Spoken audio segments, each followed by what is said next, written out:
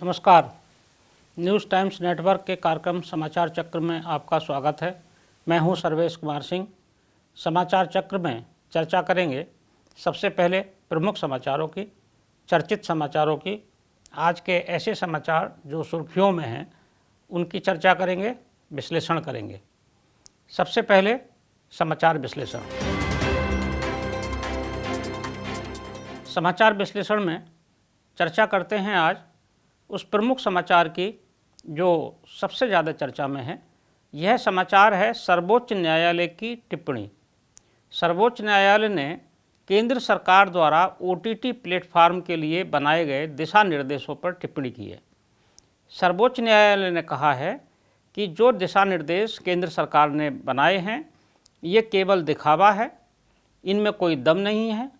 इन नियमों में OTT platform को नियंत्रण करने की कोई व्यवस्था नहीं की गई है। किसी भी तरह की सज़ा का कोई प्रावधान नहीं है।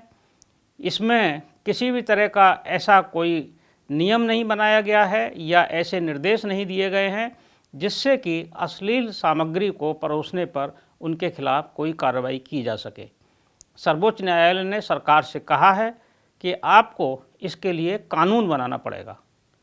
OTT प्लेटफार्म को नियंत्रण करने के लिए एक सख्त कानून की ज़रूरत है। ये निर्देश सर्वोच्च न्यायालय ने केंद्र सरकार को दे दिए हैं। इस पर केंद्र सरकार के प्रतिनिधि सॉलिसिटर जनरल तुषार मेहता ने कहा है सर्वोच्च न्यायालय से कि सरकार इस पर विचार करेगी और शीघ्र ही ऐसे कानून बनाकर प्रस्तुत किए जाएंगे। तो अब ये उम्मीद की जानी चाहिए कि उच्च श्रृंखल और बेलगाम हो चुके इस OTT प्लेटफार्म को केंद्र सरकार नियंत्रण करने के लिए कानून लाएगी और अब समाज में जो ये अश्लीलता परोस रहे हैं, मनमानी कर रहे हैं, समाज के हितों के खिलाफ जो फिल्म बनाकर या डॉक्यूमेंट्री बनाकर या शॉर्ट फिल्म, वेब फिल्म बनाकर जो जारी कर रहे हैं, इस तरह के इनके प्रयासों पर कुछ हद तक रोक लग सकेगी और सामाजिक सुरक्षा के क्षेत्र में एक ये महत्वपूर्ण कदम होगा। सर्वोच्च न्यायालय की टिप्पणी ने ये उम्मीद जगा दी है कि समाज की सुरक्षा के लिए अब कुछ काम हो सकेगा और सरकार ने भी एक इस पर सहानुभूतिपूर्वक और सकारात्मक रुख दिखाया है। सरकार शीघ्र ऐसे कानून लेकर आएगी। अब करते हैं समाचार चक्र में संपादकीय चर्चा। संपादकीय चर्चा में देखेंगे आज के प्रमुख समाचार पत्रों ने क्या क्या संपादकीय प्रकाशित किए हैं। संपादकीय चर्चा में सबसे पहले देखते हैं अमर उजाला का संपादकीय। अमर उजाला ने संपादकीय दिया है बांग्लादेश से रिश्ते।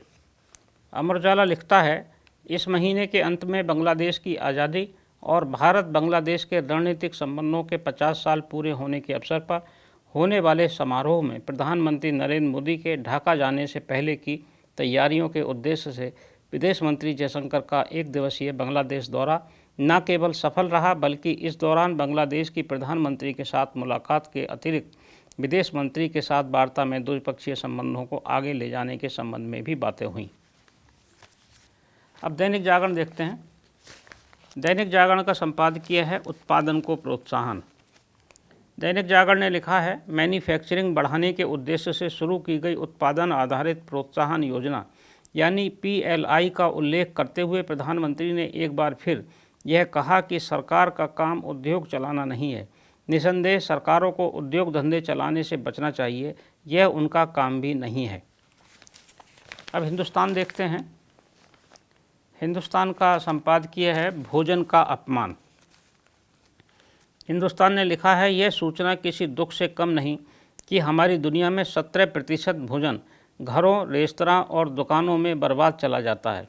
संयुक्त राष्ट्र पर्यावरण कार्यक्रम UNEP की फूड वेस्ट इंडेक्स रिपोर्ट 2021 से पता चलता है कि कुछ भोजन खेतों पर ही तो कुछ आपूर्ति के दौरान और एक बड़ा हिस्सा तैयार होने के बाद बर्बाद हो जाता है। कुल मिलाकर 1/3 भोजन खाए जाने से रह जाता है। भोजन बर्बादी के ये आंकड़े बहुत मेहनत से जुटाए गए हैं जिनका विश्लेषण हमें चौंकाता है और रुलाता भी है। अब नवभारत देखते हैं। नवभारत का संपादकीय है रहने लायक शहर। नवभारत ने लिखा है, केंद्रीय आवास तथा शहरी मामलों के मंत्रालय द्वारा गुरुवार को जारी की गई शहरों की रैंकिंग कई लिहाज से महत्वपूर्ण है। साफ सफाई और अन्य सुविधाओं के आधार पर शहरों की रैंकिंग पहले से होती आई है। इस बार ईज ऑफ लिविंग इंडेक्स में इन शहरों की गुणवत्ता को वहां रहने वाले लोगों की नज़र से कुछ खास पैमाने पर नापने की कोशिश की गई है। समाचार चक्र में आज बस इतना ही। कल फिर मिलेंगे कुछ खास खबरों के साथ, कुछ खास संपादकीय टिप्पणी के साथ। तब तक के लिए मैं सर्वेश कुमार सिंह आपसे विदा लेता हूँ। नमस्कार।